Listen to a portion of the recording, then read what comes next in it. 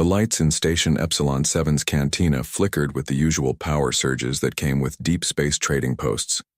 Smoke from various alien substances drifted through the air, mixing scents that would make most humans sick, but created the perfect atmosphere for beings from dozens of different worlds. The cantina buzzed with conversation in languages that sounded like everything from musical chimes to grinding metal. At a corner table sat Zeth Kar, his massive frame hunched over a drink that glowed blue in the dim light. His species, the Vorthak, were known throughout the galaxy as fierce warriors. Standing nearly 8 feet tall with thick armored skin and 4 arms, they had built their reputation on conquest and honor in battle. But Zeth Kar looked different from the proud warriors his kind usually produced. His left arm had been replaced with crude metal and wires. Where his left eye should have been, a red mechanical device blinked and whirred as it focused. Deep scars ran across his face and neck, telling stories of battles that had pushed him to the very edge of death. Other patrons in the cantina gave him space, sensing something dangerous about the old warrior even in his quiet state. Near the center of the room, a group of younger aliens had gathered around several tables pushed together. They wore the bright uniforms of various military academies and spoke loudly about their training and future plans for glory. Their voices carried easily across the cantina, full of the confidence that came from never having faced real combat. The Celani fleet will expand into the Outer Rim systems within 5 years, declared Vexmore, a sleek reptilian creature with silver scales that caught the light as he gestured. Those human colonies won't even know what hit them. Their technology is so primitive compared to ours. His companions laughed and agreed. A young Krex officer with multiple eyes spread across his broad head nodded enthusiastically.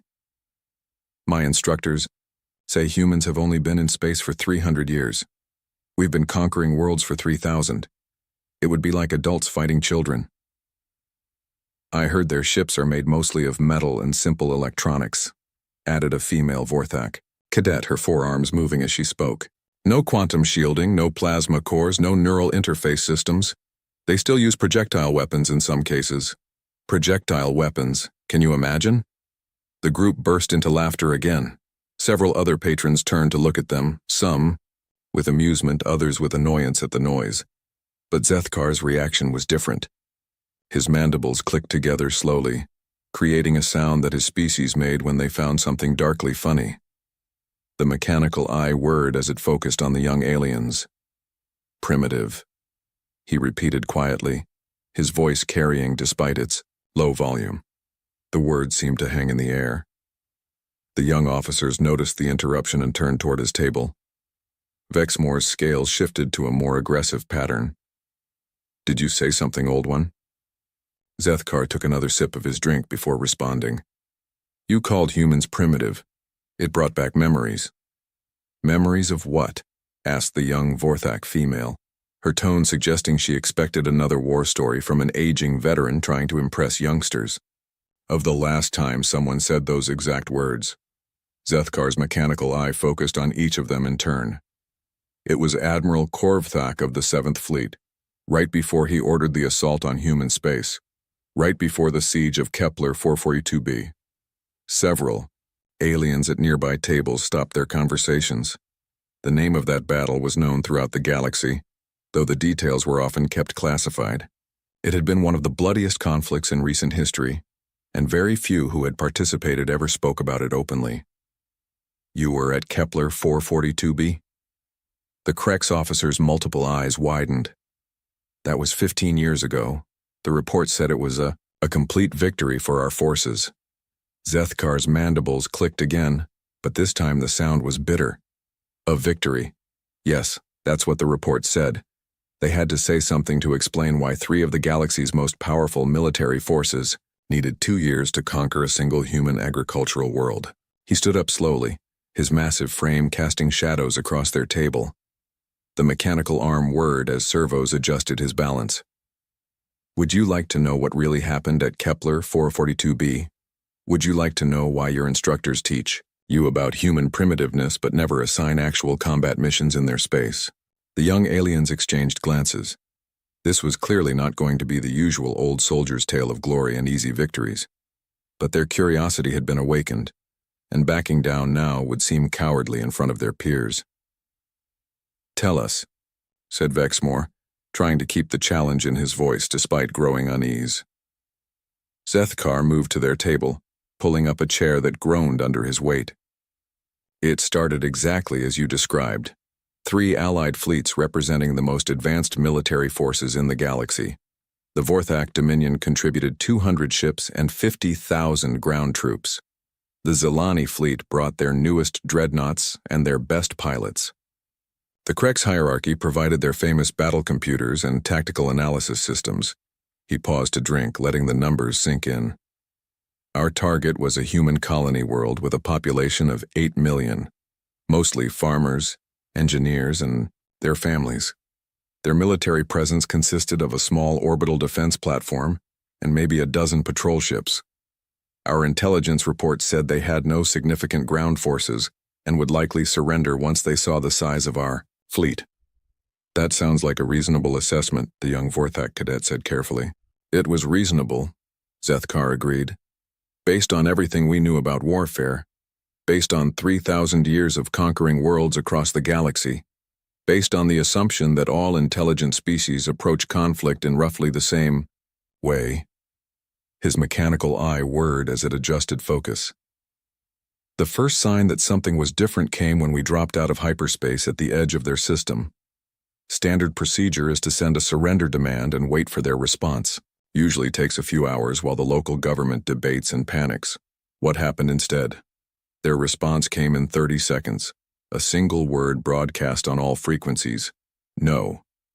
Zethkar's voice carried a mixture of respect and old fear.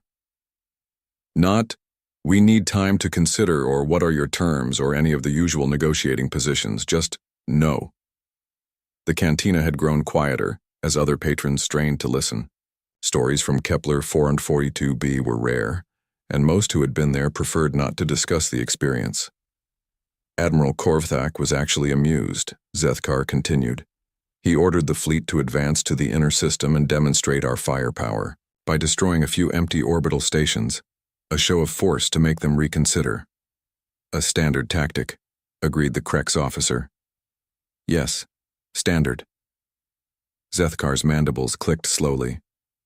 What wasn't standard was what happened next. As we approached the planet, we detected energy signatures that didn't match our intelligence reports. Lots of them. The humans had been busy during the months it took us to assemble our invasion force. He leaned forward, his voice dropping but remaining clearly audible.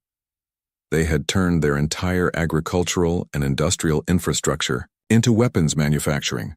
Farms were producing military-grade explosives using fertilizer and farming chemicals. Factories that made construction equipment were now building tanks and artillery. Orbital grain elevators had been converted into missile launchers. "Impossible," protested Vexmore. "You can't convert civilian infrastructure for military use that quickly. The logistics alone would take years." "That's what we thought too," Zethkar replied. "That's what 3,000 years of military experience told us. But humans don't follow the rules that the rest of us learned. They don't separate military and civilian thinking the way we do. When they decided to fight, everything became a weapon." The mechanical eye focused on the young Zelani. "Your people pride yourselves on being able to adapt quickly to changing battle conditions. How long does it take your fastest pilots to adjust their tactics when facing an unexpected enemy formation?" "Minutes, maybe seconds for the best pilots," Vexmore answered with pride. Humans were adapting their entire planetary defense strategy in real time, Zethkar said quietly. Not just pilots or individual units, but their whole population. As we watched from orbit, we could see new defensive positions being built, supply lines being rerouted, civilian evacuation routes being converted into military transportation networks. It was like watching an entire world transform itself into a weapon pointed at us. The young aliens sat in silence processing this information. Their military training had taught them about logistics, strategy, and tactics, but always within the framework of established military hierarchies and standard operating procedures. That still doesn't explain how they could defeat superior numbers and technology, the young Vorthak cadet said finally. Zethkar finished his drink and set the empty container down with a metallic clink. That's where the real story begins. The first ground assault landed near their capital city, expecting to face disorganized civilian militias with hunting weapons and improvised defenses. His mechanical eye dimmed slightly, as if the memory was too painful to focus on clearly. Instead, we met Captain Jake Morrison and the 1st Colonial Defense Regiment, and that's when we learned our first lesson about human warfare. The next evening, the young alien officers found themselves back at the same cantina, though they hadn't planned to meet there. Each had spent the day thinking about Zethkar's words, unable to focus on their regular duties. The old warriors' tale had left too many questions unanswered, and the mystery gnawed at them like an itch they couldn't scratch. Zethkar arrived exactly 1 hour after sunset, as if he had expected them to return. He ordered the same glowing blue drink and settled into his chair without greeting them. The mechanical parts of his body made small whirring sounds as he adjusted his position, reminders of whatever had happened to him during that long-ago battle. "You want to know about Captain Jake Morrison?" he said without looking at them directly. It wasn't a question. "You said he taught you about human warfare," replied the young Vorthak cadet, whose name was Kethara. "What did you mean?" Zethkar's organic eye focused on her while the mechanical one continued to scan the room. Morrison commanded 12 ships, old ones, built for cargo transport and converted for military use. Our fleet had 200 vessels designed specifically for war. Our smallest frigate had more firepower than his entire flotilla. "Then how did he pose any threat?" asked Vexmore, leaning forward. "That's exactly what Admiral Korvthak asked," Zethkar replied, right before Morrison did something that no military academy in the galaxy teaches, something that violates every rule of space combat we had learned in 3,000 years of warfare. The old warrior paused to drink, letting the tension build. Around them, the cantina continued its usual business, but their corner had become an island of focused attention. Morrison split his force into individual ships and sent them in 12 different directions, not retreating, not trying to escape. They were moving to attack positions around our fleet, positions that made no tactical sense according to our battle computers. "That's suicide," protested the young Krex officer whose name was Yexhol. "Dividing your force when facing superior numbers is the first mistake they teach you not to make." "Yes," Zethkar agreed. "That's what we thought too. Admiral Korvthak ordered our ships to pursue and destroy them one by one. Simple mathematics. Each of our battle groups had 20 times the firepower of a single human ship." His mandibles clicked softly. What we didn't understand was that Morrison wasn't trying to win a space battle. He was trying to buy time for something else entirely. What else? The ground forces were preparing something on the planet below. While we chased his ships around the outer system, the humans were turning their entire world into a trap. Zethkar's mechanical eye whirred as it adjusted focus. 3 days later, when we finally destroyed the last of Morrison's ships, we thought the real battle was over. We prepared for a simple ground assault against a demoralized population. But it wasn't over, Kethara said quietly. "No, it was just beginning." Zethkar finished his drink and signaled for another. "I was part of the first ground assault wave. 5,000 Vorthak shock troops, the best our military had ever trained. We had fought on 100 worlds, conquered dozens of species. We expected to face farmers with hunting rifles and maybe a few police officers with small arms.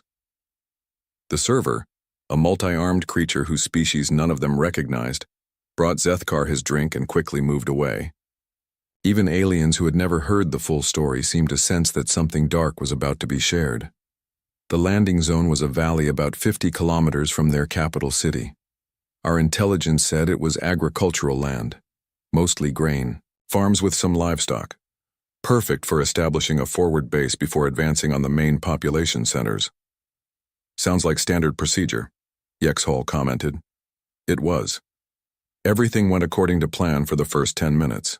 Zethkar's voice grew quieter, forcing them to lean in to hear clearly. We landed, established a perimeter, began unloading heavy equipment. The valley was quiet, peaceful even. Green fields stretching in every direction, a few farm buildings, In the distance, no sign of enemy forces. Then what happened? The ground exploded. The words hung in the air like a physical weight. Zethkar stared at his drink, the mechanical eye whirring constantly as if trying to process memories that still didn't make sense. Not just in one place, everywhere. The entire valley had been turned into one massive booby trap. Every field, every building, every piece of equipment the humans had left behind was rigged to explode. But it wasn't random destruction. It was carefully planned, perfectly timed. "How many did you lose?" Kithara asked. "In the first hour?" 3,000 troops, most of our heavy equipment, all of our vehicles. His organic eye met hers. But that wasn't the worst part. The worst part was meeting the human who had done it. "You met the person responsible?" Her name was Lisa Hayes, Sergeant Lisa Hayes, though we didn't know her rank at the time. We found her in a farmhouse at the center of the valley, calmly treating wounded Vorthak soldiers who had been caught in the explosions. The young aliens exchanged confused looks. "She was helping your wounded?" "Yes." The same hands that had planted enough explosives to level half our landing force were now cleaning wounds and administering medical supplies from our own first aid kits. Zethkar's mandibles clicked rapidly, a sign of deep agitation among his species. When our commanders arrived to interrogate her, she offered to show them exactly how she had done it. "Why would she do that?" "Because she was proud of her work," Zethkar replied. "And because she wanted us to understand what we were really fighting." The mechanical eye focused on each of them in turn. Hayes had been a combat engineer before the war, but also a farmer. She knew every centimeter of that valley, every drainage ditch and irrigation pipe, every storage building and equipment shed. When the invasion began, she had 6 weeks to prepare. 6 weeks to create that much destruction? Bexmore sounded skeptical. "She didn't create anything new," Zethkar explained. "She used what was already there. Fertilizer became high explosives. Irrigation systems became delivery mechanisms. Grain silos became fragmentation bombs. Every piece of farming equipment became a weapon." He paused to drink again, his movements showing the careful precision of someone who had learned to live with artificial parts. But the technology wasn't what made her dangerous. Any competent engineer could have done the same thing given enough time and resources. What made Hayes truly terrifying was her attitude. "What do you mean?" She treated warfare like a problem, to be solved, not a ritual to be performed. While we were following 3,000 years of military tradition, thinking about honor and proper tactics and rules of engagement, she was thinking about results, how to achieve maximum effect with minimum resources, how to turn every advantage we thought we had into a disadvantage. Zethkar's voice grew distant, as if he was seeing the past instead of the present. I watched her explain to General Thixvor, our ground commander, exactly how she had calculated the timing of each explosion, how she had studied our landing procedures from captured military manuals and predicted where we would place our equipment, how she had turned our own efficiency against us. What did the general say? Nothing. For the first time in his career, General Thixvor had nothing to say. He was a veteran of 50 campaigns, a master of ground warfare by any standard in the galaxy. But he was completely unprepared for an enemy who didn't follow the same rules he had spent his life learning. The cantina around them seemed to have grown quieter, though that might have been their imagination. Other patrons occasionally glanced in their direction, drawn by the intensity of Zethkar's voice even if they couldn't hear the specific words. Hayes wasn't the only one, Zethkar continued. As we advanced toward their capital city, we met more humans like her. Each one had found a different way to turn their civilian knowledge into military advantage. A construction worker named Pete Johnson had turned the city's subway system into a network of tunnels that let human forces appear and disappear like ghosts. A chemistry teacher called Mary Wilson had converted the high school laboratory into a factory for producing smoke, grenades and tear gas. Civilians fighting trained soldiers? That's what we kept thinking, Zethkar replied. We kept expecting to meet their real military, their professional soldiers who would fight according to proper rules. Instead, we found teachers and farmers, and shopkeepers who treated our invasion like any other problem that needed solving. His mechanical arm moved to touch the scars on his face. I got these from a 12-year-old human named Bobby Chen. He had rigged a bicycle to explode when someone tried to move it.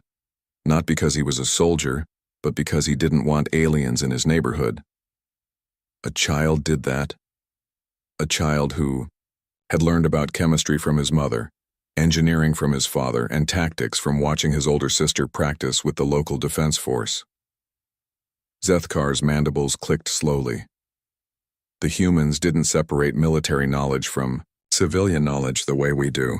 When war came, everyone became a warrior, but they all brought their own expertise to the fight. The young aliens sat in stunned silence, trying to process what they were hearing.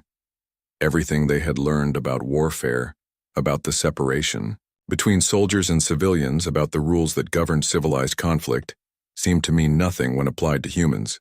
By the third night, word had spread through Station Epsilon 7 about the old Vorthak warrior telling war stories in the cantina.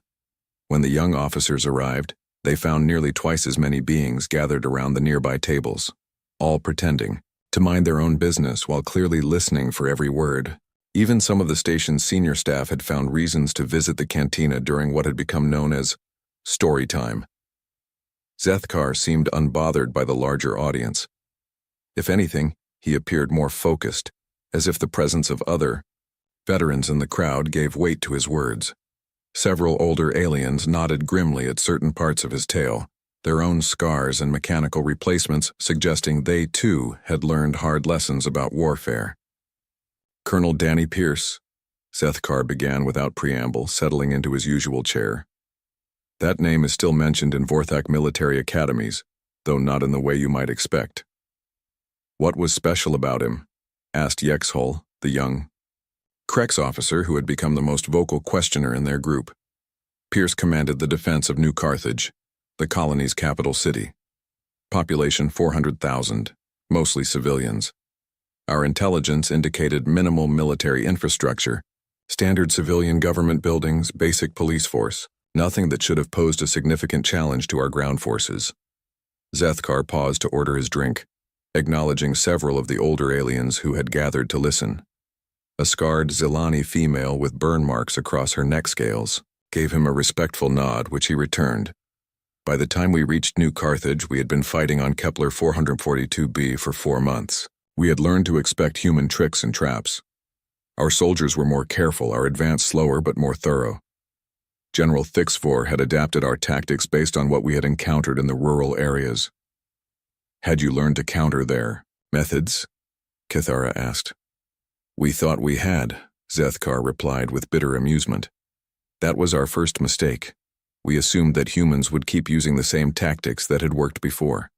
We prepared for booby traps, for converted civilian equipment, for irregular fighters hiding among the population. The mechanical eye whirred as it focused on the distance, as if seeing events from 15 years ago. What we found instead was something none of our military manuals had prepared us for. Pierce hadn't just organized the city's defense.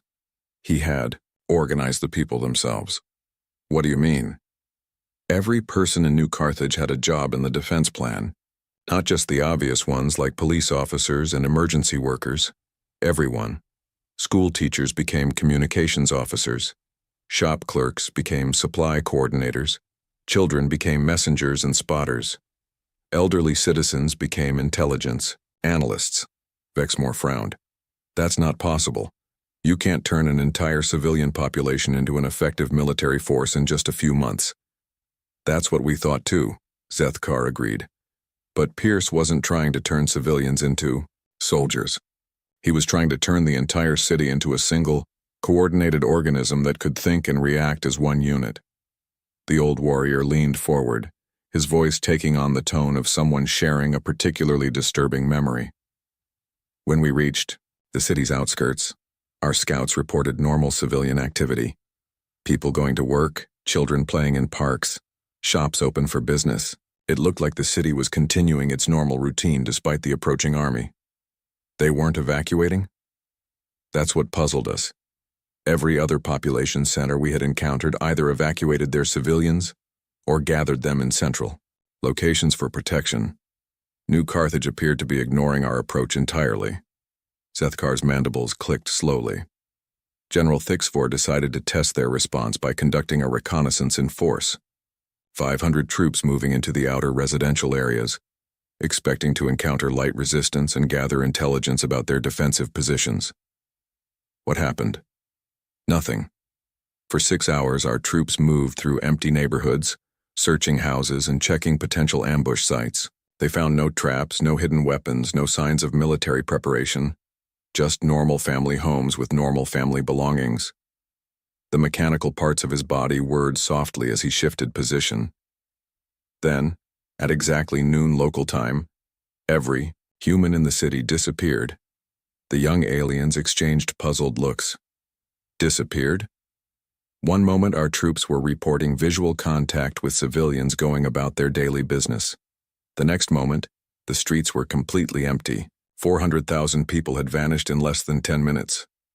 That's impossible, protested Yexhol. Where could they have gone? Underground, Zethkar replied simply. Pierce had spent months connecting every basement, every storm drain, every utility tunnel, every subway station into a single network that ran beneath the entire city. When the signal came, the entire population moved into this underground system and effectively disappeared from our sensors. He paused to drink, letting the implications sink in. But that wasn't the clever part. The clever part was what happened next. Which was? Nothing continued to happen. For 3 days, our forces occupied a completely empty city. No resistance, no contact, no indication of where the population had gone or what they were planning. Our troops searched every building, every tunnel they could find, every possible hiding place. They found evidence that people had been there recently, but no people. Zethkar's organic eye focused on Cathara. General Thixivor grew more frustrated each day. He had brought enough firepower to level the city, but there was nothing to shoot at. He had troops trained for urban combat, but there was no one to fight. He had plans for dealing with civilian populations, but the civilians had simply ceased to exist. What was Pierce planning? Patience, Zethkar replied. Pierce was teaching us that humans could wait, while we grew more frustrated and more careless, while our troops began to relax because there was no apparent threat. The humans were watching and learning and preparing. The cantina had grown quieter as more beings strained to listen. Several older veterans moved closer, their expressions showing they recognized the tactical scenario being described. On the 4th day, Pierce made contact. Not through our communication systems, not through official channels. Every screen in the city suddenly showed his face. Every speaker began broadcasting his voice. The power grid, the water system, the traffic control network, everything connected to the city's infrastructure had been turned into a communication system. What did he say? He offered to negotiate, Zethkar said with dark amusement. General Thixfor was furious. Here was a human colonel surrounded by superior forces, his population hiding in tunnels like scared animals, offering to negotiate as if he held the stronger position. Did the general agree to meet? Yes, but only to demand immediate surrender. The meeting was set for the city's central plaza, neutral ground with clear sightlines in all directions. Thixfor brought a full company of guards and enough firepower to handle any treachery. Zethkar's mechanical eye dimmed slightly. Pierce came alone. Alone? One human, walking across an open plaza toward 500 armed Vortex soldiers. No weapons, no armor, no backup that we could detect. He looked like exactly what he was supposed to be. A defeated commander coming to surrender his forces. The old warrior's voice grew quieter. That's when we learned the most important lesson about human warfare. It's not about the weapons or the tactics or the technology. It's about psychology. What happened in the meeting? Pierce didn't come to surrender. He came to explain what he had done to our supply lines. The words hung in the air like a physical weight. Around the cantina, several beings who had been listening leaned forward, sensing that the story was approaching its crucial moment. While we were searching for his population in the city, Pierce had been coordinating with human forces across the entire planet. Every supply convoy that had tried to reach us, every communication relay that connected us to the fleet, every piece of equipment we had landed outside the city. All of it had been systematically destroyed or captured. How? Remember, we weren't just fighting the people of New Carthage. We were fighting every human on Kepler 442b, and they were all connected through networks we didn't even know existed. While our attention was focused on the empty city, the humans had been dismantling our entire ground operation piece by piece. Zethkar's mandibles clicked rapidly. Pierce showed General Thixfor a tablet computer with real-time updates from across the planet. Our casualties, our supply losses, our communication failures, everything our own command staff was trying to hide from us, Pierce knew in detail. Then what? Then Pierce made his offer. He would allow our forces to withdraw from the planet, peacefully, with full honors and no pursuit. In exchange, we would acknowledge that the invasion had failed and agree to formal peace negotiations. What did your general say? Thixfor laughed. Even surrounded and cut off from supplies, we still had enough firepower to level the city and everyone in it. Pierce was one human making demands of an army that had conquered dozens of worlds. Pierce had done something that no military mind in the galaxy had ever conceived of. While we were busy following our traditional approaches to warfare, thinking about territory and supplies and tactical posé, by the fourth night, the cantina had been unofficially reserved for Zethkar's story. The station's manager, a practical being who understood profit, had quietly moved other entertainment to different venues and increased the drink prices. Nobody complained. Stories like this were rare enough that beings traveled between systems just to hear first-hand accounts of the human wars. Zethkar arrived to find nearly 100 aliens gathered in the space, representing dozens of species from across the galaxy. Military officers sat beside traders and diplomats. Veterans who had fought in other conflicts listened alongside young beings who had never seen combat. All united by curiosity about the species that had changed how the galaxy thought about warfare. The war ended 3 days after Protocol Omega. Zethkar began, his voice carrying easily across the quiet room. Not because one side defeated the other, but because none of us understood what we were fighting anymore. He settled into his chair, the mechanical parts of his body making their usual soft sounds. The three fleets were too busy fighting each other to continue the invasion. The Vorthak Dominion recalled its forces to deal with what looked like betrayal by their allies. The Zelani fleet withdrew to protect their territory from Vorthak retaliation. The Krex hierarchy declared the entire operation a failure and blamed both other species for poor planning. So the humans won by default?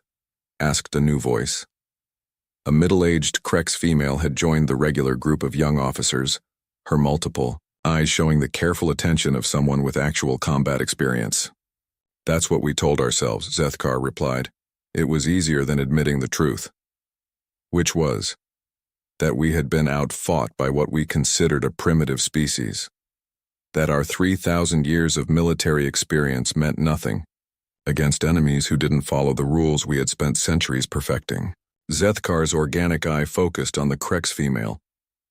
You're Commander Hexara, aren't you? 3rd Battle Group, Krex Hierarchy. You were there. I was a junior tactical officer then, she confirmed. I've spent the last 15 years trying to understand what went wrong. Then you know what I'm about to tell them, Zethkar said with grim recognition. About the real cost of fighting humans. He turned back to address the entire room. The immediate casualties were manageable. Each fleet lost perhaps 10% of its ships during the confusion of Protocol Omega. Repairs could be made. Equipment could be replaced. What couldn't be fixed was the damage to our understanding of warfare itself. How do you mean? Asked Vexmore, who had become quieter with each night's revelations. Every military doctrine we had developed was based on certain assumptions that enemies would behave rationally according to their best interests, that civilian and military functions were separate, that superior technology and numbers would eventually triumph, that warfare followed predictable patterns that could be studied and countered. Zethkar's mandibles clicked slowly. Humans broke every one of those assumptions. But you still had superior forces, protested Cathara. Even after the fleet separated, each one alone was still larger than anything humans could field. True, Zethkar agreed, but size doesn't matter when you're afraid to use your forces. Afraid? Think about what Pierce had accomplished. Using nothing but psychology and careful observation, he had turned 3 Allied fleets into enemies. If he could do that to military forces, what could he do to civilian populations? To trade networks? To diplomatic relationships that had taken centuries to build? The mechanical eye whirred as it scanned the crowd. The war officially ended, with a peace treaty signed on neutral ground, very formal, very proper, with all the traditional diplomatic language. But the real negotiation happened during a prisoner exchange. What prisoner exchange? I was captured during the final assault on New Carthage, Zethkar explained matter-of-factly, along with about 200 other soldiers from all 3 fleets. We expected to be held in standard military detention until the end of hostilities. That's not what happened. The humans didn't have standard military detention facilities. They had farming communities, manufacturing centers, research stations, all converted for wartime use but still fundamentally civilian in nature. So they did what humans do. They improvised. Zethkar's voice grew quieter, forcing everyone to lean in. We were housed in a converted agricultural college about 50 kilometers from New Carthage. The buildings had been dormitories for students learning farming techniques. The classrooms were still set up for lectures about crop rotation and soil management. How were you treated? Like guests who had overstayed their welcome, Zethkar replied with dark humor. The guards were mostly older humans, too young or too old for frontline combat, but still determined to do their part. They fed us meals from their own kitchens, provided medical care when we needed it, even organized recreational activities to keep us occupied. That sounds reasonable. It was. That's what made it so unsettling. His mechanical arm moved to touch the scars on his face. I kept waiting for interrogations, for demands for military intelligence, for some sign that they saw us as enemies to be exploited. Instead, they seemed genuinely interested in talking to us as individuals. About what? Everything except military matters. Our homeworlds, our families, our reasons for joining the military, cultural differences between our species, philosophy and art and music. One guard, an elderly human named Ben Cooper, spent hours teaching prisoners from different species how to play something called chess. Zethkar paused, his expression showing the confusion that still lingered 15 years later. Cooper had lost his left leg during the orbital bombardment phase of the invasion. His grandson had been killed in one of the early ground assaults. By every standard of warfare I understood, he should have hated us personally. But he didn't. He treated us like house guests he was trying to entertain. He showed us pictures of his family, told us stories about human history, asked thoughtful questions about our own cultures. He seemed genuinely curious about what made us different from humans. The cantina had grown so quiet that the hum of life support systems seemed loud. Everyone present was trying to process the idea of enemies treating each other with such casual courtesy. One day I asked him why. Zethkar continued. Why show kindness to beings who had invaded his world and killed his family? His answer haunts me still. What did he say? He said, we don't fight because we hate what's in front of us. We fight because we love what's behind us. Zethkar's mandibles clicked slowly. I asked him to explain what that meant. And Cooper told me that humans don't see warfare as a competition between enemies. They see it as a protection of everything they value. Their families, their way of life, their freedom to make their own choices. When those things are threatened, they fight with everything they have. But once the threat is removed, the anger disappears too. Commander Hexara nodded slowly. That's why they were so effective. They weren't fighting for conquest or glory or resources. They were fighting for survival itself. Exactly, Zethkar agreed. And that gave them a psychological advantage we never understood until it was too late. A Vorthak warrior fights for honor and expects his enemies to do the same. A Zelani pilot fights for territory and advancement. A Krek soldier fights because orders and logic demand it. What do humans fight for? Everything, Zethkar replied simply. Their children's future, their parents' safety, their right to exist, as they choose. When you threaten those things, you're not just fighting their military. You're fighting their entire civilization, and every individual in it becomes a potential weapon. Is that why the peace negotiations were successful? Asked a young Zilani officer who had been listening from the back of the room. The negotiations succeeded because we finally understood what we were really facing, Zethkar said. Not a primitive species that could be conquered through superior firepower, but a civilization that had turned adaptability and determination into art forms. What were the terms of the peace? Mutual recognition of territorial boundaries, trade agreements that benefited all parties, cultural exchange programs to prevent future misunderstandings, standard diplomatic language that could have been copied from 100 other treaties. Zethkar's organic eye focused on the distance, but there were also unofficial understandings, agreements that were never written down, but were clearly communicated during private conversations between military leaders, such as that human space would be left alone, that any future conflicts would be resolved through negotiation rather than force, that the three fleets would share intelligence about human capabilities to prevent other species from making the same mistakes we had made.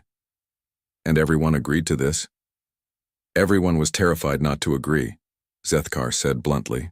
We had seen what humans could accomplish when defending a single agricultural world with limited resources and obsolete equipment. The thought of facing their entire civilization with time to prepare and access to their full industrial capacity was nightmare fuel for military planners across the galaxy. He stood up slowly, his mechanical parts whirring. But the most disturbing part wasn't their effectiveness in combat. It was how quickly they forgave us afterward. On the fifth and final night, the cantina was completely packed. Word had spread beyond Station Epsilon 7 through subspace communications, and beings had arrived from neighboring systems just to hear the conclusion of Zethkar's tale. The station manager had to bring in extra seating and assign additional security to manage the crowd. Representatives from major galactic powers sat beside independent traders and mercenaries. Everyone wanted to understand how the human wars had changed the galaxy. Zethkar entered to find the crowd already waiting in respectful silence. His usual table had been reserved, with the best acoustics in the room so everyone could hear clearly. As he settled into his chair and ordered his drink, the quiet was so complete that the soft whirring of his mechanical parts seemed loud. 15 years, he began without preamble. 15 years since the Treaty of Kepler Station officially ended what historians now call the First Human War. 15 years to understand what we had encountered and what it meant for the future. He paused to look around the room, his organic eye meeting the gazes of beings from dozens of species. Some of you were there. Some of you have only heard rumors. All of you are here because you need to know what we learned. What did you learn? Asked Commander Hexara, who had become an unofficial spokesperson for the crowd's questions. That we had been living in a galaxy where we thought we understood the rules of power, Zethkar replied. Military strength, technological advancement, economic resources, territorial control. These were the factors that determined which species dominated and which ones submitted. Then humans appeared and made all of our calculations meaningless. His mechanical eye whirred as it focused on the young officers who had started this journey 5 nights ago. They looked older somehow, their confidence replaced by thoughtful uncertainty. 6 months ago, I attended the Galactic Security Conference on Arcturus Prime, Zethkar continued. Representatives from every major power discussing trade disputes, territorial boundaries, and resource allocation. Standard diplomatic business that has gone on for centuries. What made this conference different? Asked Vexmore, whose aggressive scales had remained neutral-colored throughout the week's revelations. The human representative, Zethkar said, simply. Ambassador Claire Stevens. The same Stevens from the war? The same Stevens who had been Colonel Stevens during the defense of Kepler 442b. The officer who designed the strategy that cost us thousands of lives and ultimately forced us to the negotiating table. His mandibles clicked slowly. She was sitting across from beings whose soldiers she had killed, whose fleets she had helped defeat, whose military doctrines she had proven obsolete. How did the other representatives react? With the kind of respect usually reserved for natural disasters, Zethkar replied with dark humor. Stevens wasn't just a diplomat. She was a living reminder of what humans could accomplish when pressed to their limits. He took a sip of his drink, the pause allowing the tension to build. The conference was supposed to address the Rigel sector, dispute between the Vorthak Dominion and the Zelani Federation. Both sides had been positioning fleets and making threats for months. War seemed inevitable. What was the human position on the dispute? That's what made Stephen so dangerous, Zethkar explained. She didn't take a position. Instead, she asked questions, simple, reasonable questions that exposed the flaws in everyone's arguments. What kind of questions? Why were both sides willing to spend enormous resources fighting over systems that were barely profitable to maintain? Had either side calculated the actual costs of military occupation versus the benefits of negotiated trade agreements? Were the disputed territories really worth the lives that would be lost fighting for them? Zethkar's organic eye focused on a scarred Zelani veteran near the front of the crowd. Admiral Korvthek, you were the Zelani representative. Tell them what happened when Stevens finished asking her questions. The Zelani admiral, whose neck showed the same kind of burn scars that marked many veterans of the human wars, spoke reluctantly. The entire dispute suddenly seemed pointless. Both sides were preparing to fight over territory that would cost more to hold than it was worth. Stevens hadn't argued for any particular solution. She had just made us think about what we were actually trying to accomplish, and within 3 days we had negotiated a resource-sharing agreement that gave both sides access to the disputed systems without requiring military occupation, the admiral continued. It was more profitable for everyone involved and eliminated the risk of casualties entirely. That's not unusual for diplomatic conferences, protested a young Krex officer from the back of the room. It's not unusual for humans, Zethkar corrected. What was unusual was seeing the same innovative thinking that made them so dangerous in warfare applied to peaceful problem-solving. Stevens approached the dispute the same way she had approached our invasion, by ignoring conventional wisdom and focusing on results. Is that why human space has become so influential? Asked Cathara. Partially, Zethkar agreed. But the real change is how other species now approach conflicts involving humans. Everyone remembers what happened the last time someone underestimated them. His mechanical arm moved to gesture at the crowd. Look around this room. How many of you serve in militaries that have added human warfare studies to their training programs? Nearly half the beings in the cantina raised hands or equivalent appendages. The percentage was higher among the obvious military personnel. How many of your governments have established formal diplomatic relationships with humanity since the war? This time, almost everyone responded positively.